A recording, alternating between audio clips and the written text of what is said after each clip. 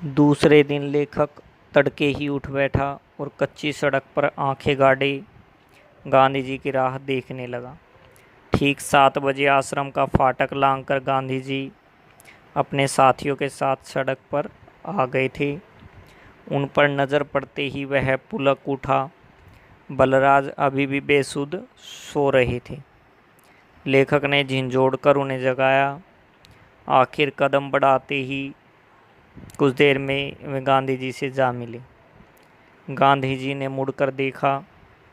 भाई ने आगे बढ़कर परिचय कराया। लेखक साथ चलने लगा।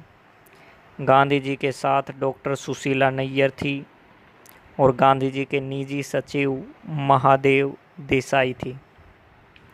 लेखक कभी आसपास देखता, कभी नज़र नीचे की जमीन की ओर तो कभी गांधी जी की धूल भरी चप्पलों की ओर देखने लगता। वह गांधी जी से बात करना चाहता था, पर उसे समझ नहीं आ रहा था कि क्या कहूँ। फिर सहसा ही उसने रावलपिंडी का जिक्र किया।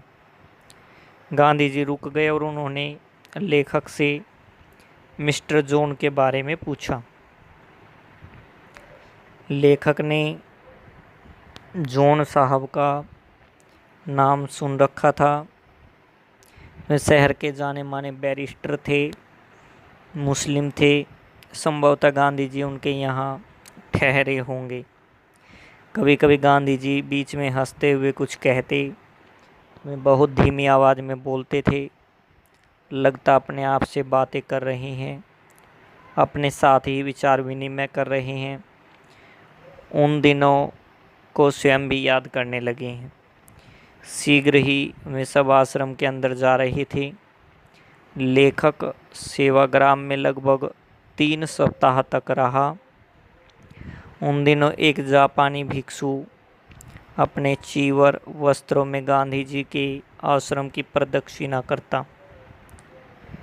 लगभग मील भर के घेरे में बार बार अपना गांग बजाता और आगे बढ़ता जाता।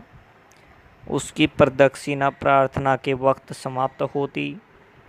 वह प्रार्थना स्थल पर पहुंचकर बड़े आदर भाव से गांधी जी को प्रणाम करता, एक और बैठ जाता। एक दिन दोपहर के समय लेखक आश्रम के बाहर निरुद्देश्य सा टहल रहा था। तब सड़क के किनारे एक लड़के के चिल्लाने की आवाज़ सुनाई दी।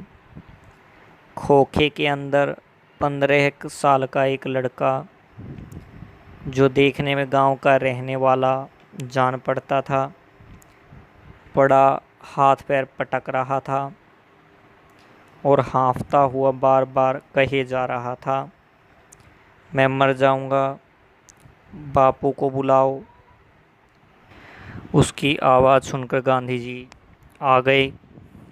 वह अपने नंगे बदन पर खादी की हल्की सी चादर ओढ़े थे।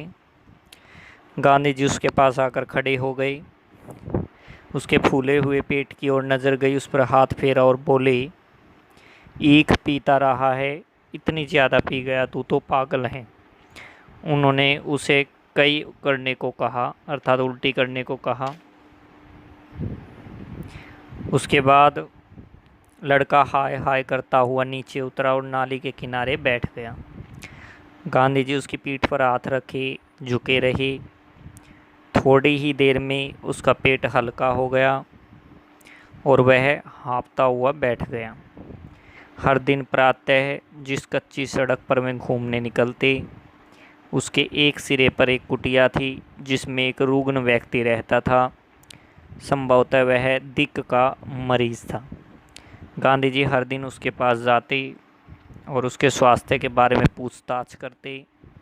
उनका वार्तालाप गुजराती भाषा में हुआ करता था।